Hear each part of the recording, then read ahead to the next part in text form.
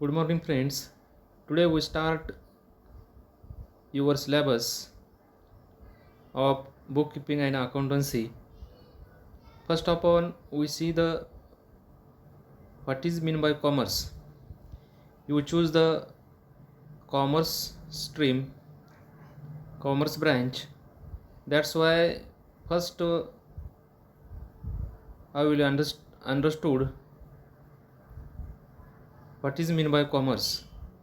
Friends, commerce means trade and trade related intellectual property means commerce, or it is called as commerce. विद्यार्थी मित्रांनो, आज आपण book keeping and accountancy जो तुमचा कॉमर्समधला किंवा कॉमर्स शाखेचा जो बॅकबोन आहे, कॉमर्स साईडचा जो महत्त्वाचा विषय आहे, तो बुक कीपिंग अँड अकाउंटन्सी आज आपण त्याच्या अभ्यासाला सुरुवात करूया. त्याच्या अगोदर कॉमर्स शाखेमध्ये तुम्ही प्रवेश घेतलेला आहे, मग कॉमर्स कशाला म्हणायचं, वाणिज्य कशाला म्हणायचं? तर आताच मी सांगितल्याप्रमाणे trade and trade related intellectual property is called as commerce. वाणिज्य किंवा व्यापार आणि व्यापाराला मदत करणारे अनुषंगिक साधनं, त्याला आपण कॉमर्स असं म्हणतो. व्यापार आणि व्यापाराला मदत करणारी अनुषंगिक साधनं, it is called as commerce किंवा वाणिज्य असं म्हणतो. व्यापार कशाला म्हणतो आपण? व्यवसाय, व्यापार, बिझनेस कशाला म्हणतो आपण? एखादी व्यावसायिक कृती नफा डोळ्यासमोर ठेवून, म्हणजे कोणताही व्यवसाय आपण जर सुरू करत असेल तर आपला उद्देश काय असतो मित्रांनो? नफा कमवणे हा असतो. जास्तीत जास्त आपणाला नफा कसा मिळेल हा उद्देश त्या व्यापाराचा असतो किंवा त्या बिझनेसमॅनचा असतो किंवा त्या व्यावसायिकाचा असतो. हे झालं कॉमर्स म्हणजे काय. मग याच्यामध्ये बघा, हे जे आपलं कव्हर पेज आहे पुस्तकाचं बुक कीपिंग अँड अकाउंटन्सी इयत्ता 11वी, तर त्याच्यावरती जे काय कन्सेप्ट दाखवलेत बघा, books of account, net profit, transaction, single entry, double entry, NEFT, NEFT, depreciation, IFRS, owners equity, sundry debtor, creditors, discount, ledger, RTGS, sales, drawings, purchase, assets, journal, liability, business. ह्या म्हणजे ह्या कन्सेप्ट आपल्याला ह्या बुक्समध्ये किंवा ह्या बुक कीपिंग अँड अकाउंटन्सीमध्ये पाहायच्या आहेत. मग बुक कीपिंग कशाला म्हणायचं? सुरुवातीला पुस्तकाचं नावच काय आपल्या किंवा विषयाचं नाव काय? Book keeping and accountancy. What is mean by book keeping? Book keeping is the art of recording business transactions, different set of books by systematic manner. म्हणजे व्यवसायामध्ये जे वेगवेगळे ट्रान्झॅक्शन होतात, जे काय वेगवेगळे देण्याघेण्याचे व्यवहार होतात, खरेदी विक्रीचे व्यवहार होतात, त्याची एखाद्या बुकमध्ये किंवा एखाद्या वहीमध्ये त्याची पद्धतशीरपणे सिस्टमॅटिक पद्धतीनं नोंद करून ठेवणं, त्याला आपण बुक कीपिंग असं म्हणतो. तुम्ही बघा, तुमच्या घरामध्ये मित्रांनो, तुमचे वडील एखादे व्यवहार झाला तर तिथे एक वही असते तुमची. त्या वहीमध्ये किंवा एखाद्या छोट्या पेजवरती तिथं नोंद करून ठेवलेली असते. म्हणजे नोंद करून ठेवलेली असते व्यवहारांची. कोणाला पैसे द्यायचे आहेत, कोणाकडून पैसे आपणाला येणार आहेत, याची एक कुठंतर नोंद करून ठेवतो का नाही, तीच नोंद व्यवहारामध्ये किंवा व्यवसायामध्ये छोटे मोठे व्यापारी ठेवत असतात. त्याला बुक कीपिंग असं म्हटलं जातं. व्यावसायिक कंपन्यासुद्धा ठेवत असतात. बुक कीपिंग ही महत्त्वाची स्टेप आहे अकाउंटन्सीमधली. बुक कीपिंगवरूनच आपणाला अकाउंटन्सी किंवा वेगवेगळे अकाउंट्स तयार करता येतात. मग आता बुक कीपिंग पाहिलं मित्रांनो, समजली book keeping concept. Book keeping म्हणजे काय, तर it is art of recording different business transactions in different set of books in a very systematic manner. Then accountancy means it is a classifying, summarizing, analyzing monetary transactions म्हणजे वेगवेगळ्या accounts व्यवसायामध्ये जे पैशामध्ये व्यवहार होतात त्याचं क्लासिफिकेशन करायचं, त्याचं समरायझिंग करायचं, त्याचं रेकॉर्डिंग करून ॲनालायझिंग करायचं, त्याला आपण काय म्हणतो अकाउंटन्सी असं म्हटलं जातं. पैशामध्ये जे व्यवहार होतात त्याचे. तर ही झाली बुक किपिंग आणि अकाउंटन्सीची प्राथमिक माहिती इंट्रोडक्शनमध्ये आपण पाहिलेलं आहे. त्याच्यानंतर मित्रांनो बुक-किपिंग अँड अकाउंटन्सी 11वीचा जो आपला सिलॅबस आहे त्या सिलॅबसमध्ये काय काय कोणकोणते चॅप्टर आपल्याला पाहिजे आहेत तो आपण सुरुवातीला बघूया. मित्रांनो एकूण आपणाला 10 चॅप्टर्स 11वीमध्ये पाहिजे आहेत. त्याच्यामध्ये सुरुवातीला introduction to book keeping and accountancy, meaning and fundamentals of double entry book keeping, journal, ledger, subsidiary books. 6वा आहे बँक रिकन्सिलायझेशन स्टेटमेंट. 7वा आहे depreciation, rectification of errors, final accounts of proprietary concern, single entry system. हे 10 chapters आपणाला या book keeping and अकाउंटन्सीमध्ये 11वीच्या सिलेबसमध्ये पाहिजे आहेत. त्याच्यानंतर आपला जो पहिला चॅप्टर आहे मित्रांनो त्या पहिल्या चॅप्टरला आपण सुरुवात करूया. Introduction of book keeping and accountancy. म्हणजे बुक किपिंग अँड अकाउंटन्सीचं इंट्रोडक्शन काय आहे, त्याची प्रस्तावना काय आहे आणि त्याचं अकाउंटिंग म्हणजे काय ते पण आपल्याला या चॅप्टरमध्ये पाहायचं आहे. इंट्रोडक्शनमध्ये दिलेत बघा त्यांनी recording of business transactions. Book किपिंगमध्ये जे रेकॉर्ड केलं जातं किंवा ज्याची नोंद ठेवली जाते ती कशाची ठेवली जाते, बिझनेस ट्रान्झॅक्शन्सचे. म्हणजे वेगवेगळे जे खरेदी विक्रीचे व्यवहार होतात व्यवसायामध्ये त्याची नोंद या बुक किपिंगमध्ये ठेवली जाते. ऑल द ॲक्टिव्हिटी म्हणजे परचेस केला असेल माल, सेल केला असेल, मॉनिटरी ट्रान्झॅक्शनचे असेल, याच्या संदर्भात जे काय व्यवहार होतात ते व्यवहार बुक किपिंगमध्ये रेकॉर्ड केले जातात किंवा त्याची नोंद ठेवली जाते. इन्व्हॉल्व मनी और मनीज वर्थ.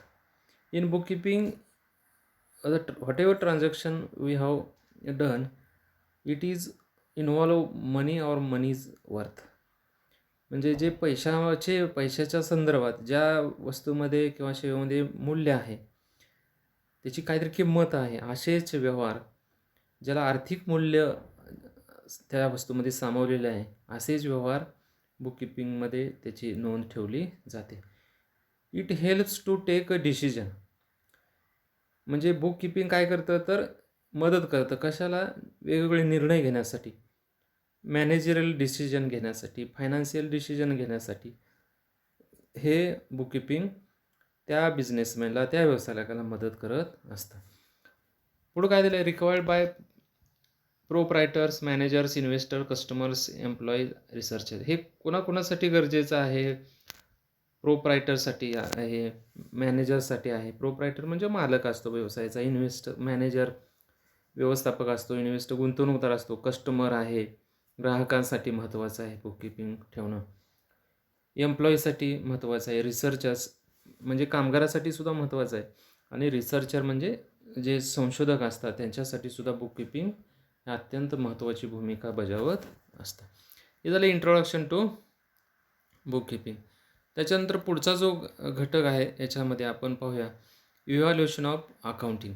म्हणजे अकाउंटिंगची निर्मिती कशी झाली किंवा त्याची हिस्ट्री काय आहे हे आपल्याला पाहणं गरजेचं आहे. त्याच्यामध्ये चंद्रगुप्त मौर्याच्या मिनिस्ट्रीमध्ये किंवा शासनामध्ये रेजिम ऑफ चंद्रगुप्त मौर्य हा कौटिल्य काय होता त्यांच्या चंद्रगुप्त मौर्याच्या शासनामध्ये मंत्री होता कौटिल्य. रोट अ बुक अर्थशास्त्र आफ्टरवर्ड्स कॉल्ड ॲज देशीनामा. म्हणजे चंद्रगुप्त मौर्याच्या शासनमध्ये कौटिल्य हा मंत्री होता आणि त्यानं काय केलं, अर्थशास्त्र नावाचं पुस्तक लिहिलं आणि त्याच्यामध्येच देशीनामा त्याच्यानंतर त्या आफ्टरवर्ड्स कॉल्ड ॲज त्या अर्थशास्त्रालाच देशीनामा असं म्हटलं जाऊ लागलं आणि तिथून ह्या व्यवहारामध्ये बुककीपिंगची किंवा त्याची एक नोंद ठेवण्याची पद्धत सुरू झाली. त्याच्यानंतर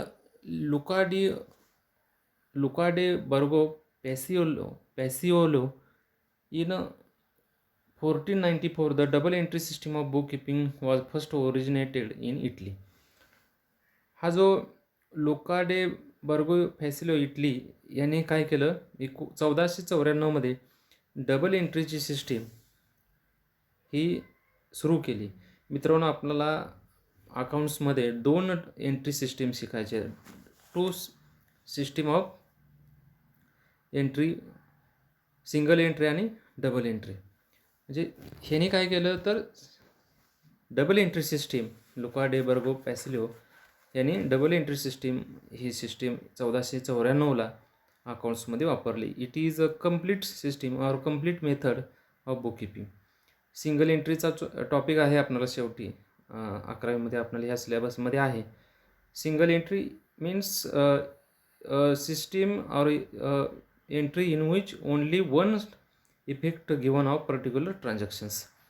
सिंगल एंट्रीमध्ये फक्त त्यात ट्रान्झॅक्शनचा एकच इफेक्ट दिलेला असतो, पण डबल एंट्रीमध्ये 2 इफेक्ट दिलेले असतात, डेबिट आणि क्रेडिट. सिंगल एंट्रीमध्ये फक्त एकच दिलेला असतो, डेबिट किंवा क्रेडिट. समजलं मित्रांनो. इव्हॉल्युशन. चंद्रगुप्त मौर्यानं त्याच्या शासनामध्ये कौटिल्य हा मंत्री होता, त्यानं अर्थशास्त्र नावाचं पुस्तक लिहिलं आणि त्यालाच ते पुढे जाऊन देशीनामा असं म्हटलं जाऊ लागलं.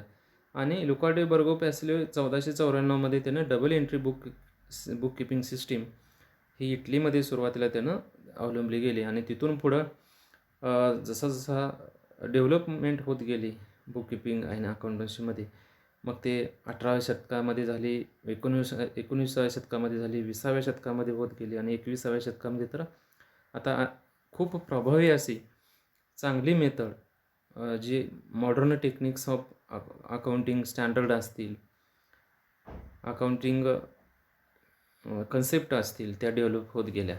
हे झालं evolution of evolution of accounting. त्याच्यानंतर पुढचा जो घटक आहे तो आपण पाहूया. त्याच्यामध्ये meaning and definition of book keeping. Book कीपिंगची अर्थ काय आहे किंवा त्याची व्याख्या काय आहे आपल्याला इथं पाहता येईल. सुरुवातीला मीनिंग पाहू. Book keeping is the process of recording business transaction in the books of account.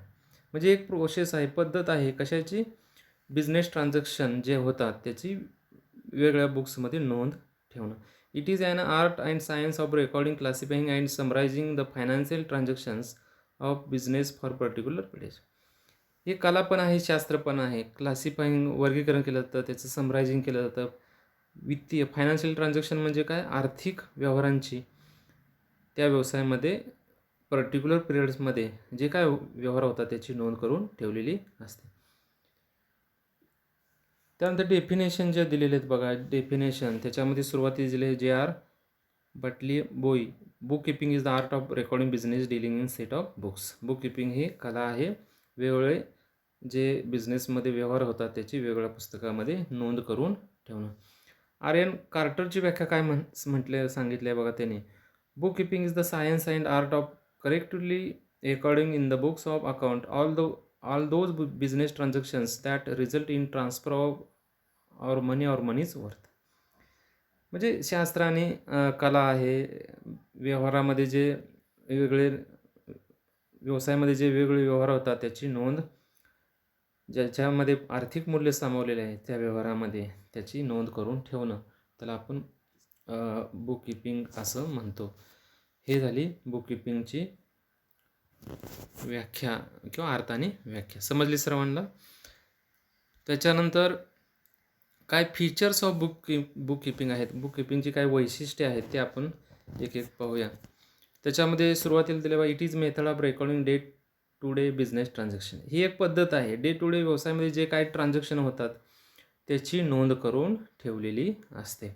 It is a method of recording day to day business transactions. त्याच्यानंतर only monetary transactions are recording.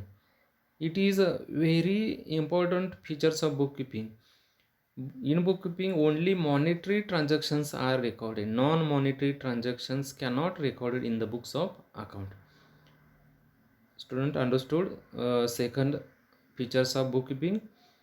In bookkeeping, only monetary transactions are recorded. Third features, all records are prepared for specific period which are useful for future reference. Whatever records are kept in bookkeeping, it is prepared for specific period which are useful for future reference. बुककीपिंगमध्ये जे काय record त्याची नोंद ठेवली जाते ठराविक कालावधीसाठी किंवा ठराविक पिरियडमध्ये, आणि त्याचा फायदा काय होतो तर फ्युचर रेफरन्ससाठी होतो.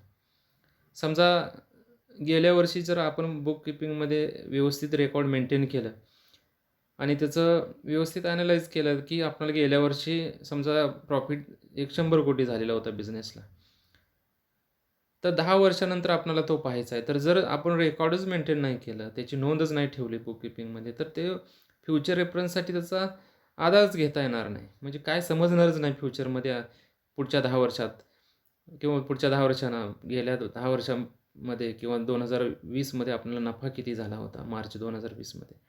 मग हे जर समजून घ्यायचं असेल तर आपल्याला, किंवा हे जर आपल्याला फ्युचर रेफरन्ससाठी वापरायचं असेल तर आपल्याला त्याची नोंद ठेवावी लागेल. त्यालाच बुककीपिंग असं म्हटलं. हे एक वैशिष्ट्य आपल्याला बुककीपिंगचं त्यांनी दिलेलं आहे किंवा हे आपल्याला सांगता येईल.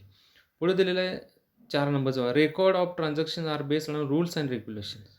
What ever record maintained in bookkeeping or whatever transaction done in bookkeeping, they are based on rules and regulation. म्हणजे बुककीपिंगमध्ये जे काय रेकॉर्ड किंवा व्यवहार होतात ते नियमानुसार होतात, नियमाला अनुसर होतात आणि ते कायद्यानुसार होतात, रेग्युलेशननुसार सुद्धा होतात किंवा नियमानुसार त्याची कार्यपद्धती ठरलेली असते. लास्ट फीचर्स काय दिले बघा, it is an art of recording business transaction scientifically. Bookkeeping is the art of recording business transactions. ही एक कला आहे. जे काय व्यवसायामध्ये व्यवहार होतात त्याची नोंद सायंटिफिकली ठेवली जाते, शास्त्रीय शुद्ध पद्धतीनं याची नोंद करून ठेवलेली असे. These are the all features of bookkeeping. Understood? समजले श्रवणला फीचर्स ऑफ बुककीपिंग? परत एकदा सांगू तुम्हाला, डे टू डे ट्रान्झॅक्शन जे होतात व्यवसायामध्ये ते ठेवले जातात. पैशामधलेच व्यवहार बुककीपिंगमध्ये मेंटेन करून ठेवलेले असतात. बुककीपिंगमध्ये जे रेकॉर्ड ठेवले जातात त्याचा भविष्यकाळासाठी पुरावा म्हणून वापर करता येतो. जे काय व्यवहार पार पडले जातात ते नियमाला अनुसरूनच किंवा नियमाला धरूनच केले जातात आणि एक रेकॉर्ड ठेवण्याची एक शास्त्रशुद्ध पद्धत आहे. Then next part, objectives of bookkeeping. Student, bookkeeping is the most important concept in business transactions. Then we have see the objectives of bookkeeping. मित्रांनो, ऑब्जेक्टिव्ज काय आहे, उद्देश काय आहे, हेतू काय आहे बुककीपिंगचा, तर तो आपल्याला ह्या 7 ऑब्जेक्टिव्हच्याद्वारे पाहता येईल. पहिलं ऑब्जेक्टिव्ह काय दिलं आहे, to keep a complete and accurate record of all financial transactions in systematic, orderly and logical manner. In bookkeeping, whatever record kept, it is complete, accurate, and all the financial transactions in systematic, orderly and logical manner. बुककीपिंगमध्ये जे काय record ठेवलं जातं ते complete असतं. It is not incomplete. परिपूर्ण जे व्यवहार होतात, ॲक्युरेट रेकॉर्ड जे आहे, फायनान्शियल रेकॉर्ड, त्याची नोंद जी आहे हे व्यवस्थित पद्धतशीरपणे बुककीपिंगमध्ये ठेवली जाते. सेकंड ऑब्जेक्टिव्ह दिले, all business transaction are to be recorded date wise and account wise. जे काय बिझनेस ट्रान्झॅक्शन ठेवलेलं जातं ते डेट वाईज आणि अकाउंट वाईज त्याची नोंद करून ठेवलेली असते. मित्रांनो, व्यवसायामध्ये जे व्यवहाराची नोंद ठेवलेली असते ती कशी ठेवलेली असते, तारखेवाईज ठेवलेली असते आणि त्याची अकाउंट वाईज कोणकोणत्या सिरियलनं त्याची नोंद ठेवली जाते, पहिलं अकाउंट कोणतं, सेकंड कोणतं. तिसरं जे ऑब्जेक्टिव्ह दिलं, it serve as a permanent record of the monetary transactions of an enterprise business, and it can be produced as evidence whenever and wherever required. Bookkeeping, it serves as a permanent record of monetary transactions. It means whatever transactions happened in bookkeeping, it keeps as a permanent record of monetary transactions of an enterprise business. व्यवसायामध्ये जे पैशाच्या स्वरूपात जे व्यवहार होतात त्याची permanent record म्हणून, कायमस्वरूपाची नोंद म्हणून हे बुककीपिंगकडे पाहिलं जातं. And it can be produced as evidence, and it is produced evidence म्हणजे पुरावा. आणि त्याचा फायदा काय होतो, ज्यावेळेस आपल्याला कुठेही केव्हाही जर पुरावा म्हणून पाहायचा असेल तर तो आपल्याला पाहता येतं. म्हणजे मी मागास सांगितलं 10 वर्षांची पूर्वीची जर नोंद ठेवली असेल तर ते जेव्हा केव्हा आपल्याला त्याची गरज असेल तेव्हा ते पुरावा म्हणून आपल्याला पाहता येतं. Fourth objective is to know the profit or loss of the business during the financial year. Bookkeeping helps to the businessman or any small businessman or commercial trader to know the profit or loss of the business during the financial year or any individual person. मित्रांनो, जर आपल्याला व्यवसायामध्ये किती profit झाला, किती loss झाला हे जर शोधून काढायचं असेल तर त्याच्यासाठी बुककीपिंग शिवाय पर्याय नाही. बुककीपिंग जर व्यवस्थितपणे आपण मेंटेन करू लागलो तर सहजासहजी आपल्याला व्यवसायाला नफा किती झाला आणि तोटा किती झाला हे काढता येतं किंवा ते समजतं. To know the total liability of the enterprises, म्हणजे त्या व्यवसायाला टोटल देणी किती आहेत, लायबिलिटीज म्हणजे देणी, हे सुद्धा जाणून घ्यायचं असेल तर आपल्याला बुककीपिंग शिवाय पर्याय नाही किंवा त्याचं एक महत्त्वाचं ऑब्जेक्टिव्ह आपल्याला सांगता येईल. किंवा know the assets of the business, म्हणजे बिझनेसकडे असेट्स किती आहेत. To understood the how many assets of the particular enterprise or business, त्या व्यवसायाकडे लायबिलिटीज आणि असेट्स किती आहेत हे जर आपल्याला समजायचं असेल किंवा जाणून घ्यायचं असेल तर सुद्धा बुककीपिंग आपल्याला महत्त्वाची भूमिका बजावतं. Sixth objective to know the what the businessman owes to others and what others owes to him. To know what the businessman owes to others and what other owes to him. म्हणजे मित्रांनो, ही concept, हे जे objective काय सांगतं की how many amount we pay the other persons outsider of the business and how much amount received from other persons to him. म्हणजे businessman दुसऱ्याला किती देणं लागतो आणि आपणाला दुसऱ्याकडून किती येणं आहे त्या व्यावसायिकाला, हे कशामुळे समजतं तर बुककीपिंगमुळं समजतं.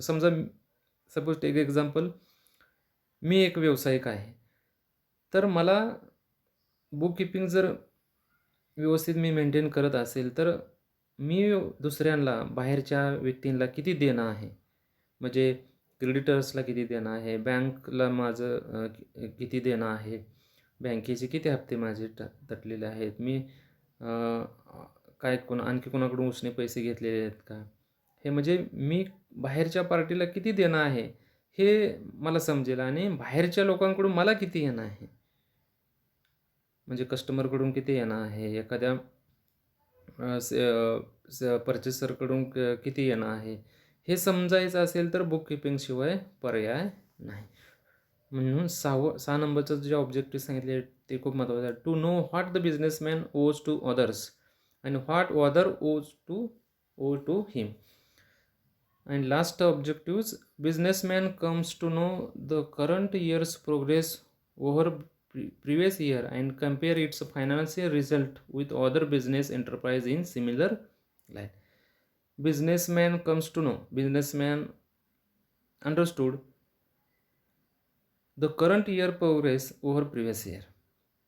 म्हणजे बुक कीपिंग जर व्यवस्थितपणे मेंटेन केली जात असतील, तर त्या बिझनेसमॅनला समजतं की चालू वर्षाची प्रोग्रेस गेल्या वर्षीपेक्षा किती आहे and compare it's financial result आणि याची तुलना करता येते with other business enterprise in similar line. समजा माझं चं शोरूम आहे एक, म्हणजे टू व्हीलरचं शोरूम आहे. तर त्याच माझ्या शोरूमलाच कंपेअर किंवा स्पर्धक म्हणा, दुसरे एक साईडला एक शोरूम आहे. तर त्याचा रिझल्ट किती आहे आणि आपला रिझल्ट किती आहे? सिमिलर लाईन म्हणजे सारखाच बिझनेस आहे. किराणा दुकान असतील शेजारी. तर त्यांचा आणि आपला नफा किती आहे? It and compare it's financial result with other business enterprise in similar line. म्हणजे मला किती प्रॉफिट झाला आणि त्या स्पर्धक व्यावसायिकाला किंवा व्यापाऱ्याला किती फायदा झाला, हे जर शोधायचं असेल, तर त्याच्यासाठी बुक कीपिंगशिवाय पर्याय नाही. म्हणजे हे जर आपण रेकॉर्ड बुक कीपिंगची व्यवस्थित मेंटेन करू लागलो, तर त्याचा फायदा काय होतो, तर आपणास व्यवस्थितपणे बिझनेसची तुलना करता येते. म्हणजे आपल्याच व्यवसायामध्ये गेल्या वर्षी किती प्रॉफिट झाला, चालू वर्षामध्ये किती प्रॉफिट होणार आहे किंवा होईल किंवा झाला आणि आपल्या स्पर्धकाला किती झालेला आहे आणि आपल्याला किती झालेलं आहे, याची आर्थिक तुलना करणं, फायनान्शियल रिझल्ट, आर्थिक निकाल मिळवून देण्यासाठी सुद्धा बुक कीपिंग महत्त्वाची भूमिका बजावत असतं. These are the objectives of book keeping. मित्रांनो, आजच्या तासाला आपण काय काय पाहिलं, परत एकदा मी रिपीट करतो.